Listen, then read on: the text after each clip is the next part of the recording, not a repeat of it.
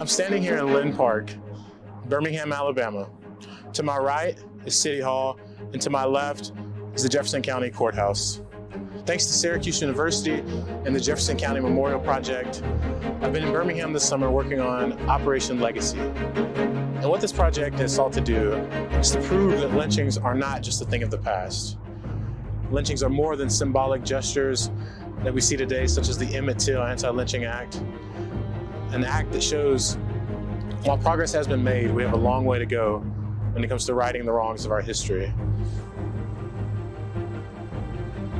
Being in Lynn Park gives us an opportunity to see a long history of struggle when it comes to facing white supremacy really in Birmingham. We have Lewis Houston being lynched in this very park in 1883, and then 80 years later, Black Birmingham comes out to vote, elects Mayor Boutwell to replace Commissioner Garner. And this is really a pivotal moment in the early days of the Birmingham campaign, one that really sets the stage for what is to come. Because it's only a month later, even less, that the Children's Crusade is launched, and the entire nation is having to watch some television at night and see what's happening to kids right here in Birmingham, Alabama.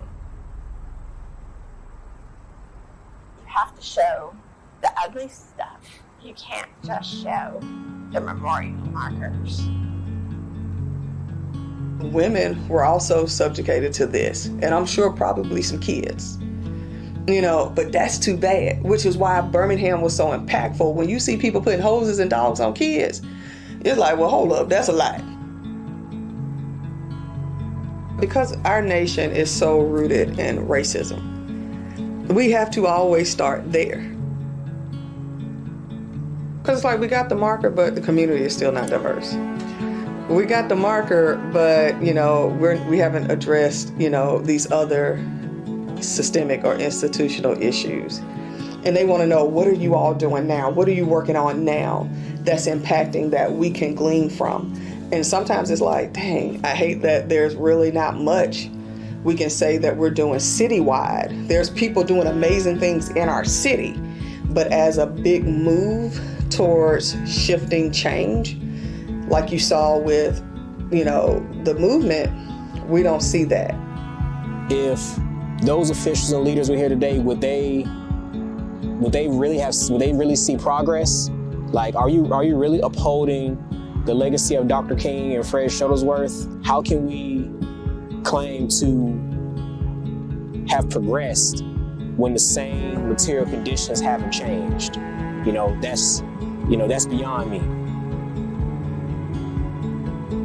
I think the monuments remind us that there is something at stake here, and that we're just not going to forget that we were people who did this.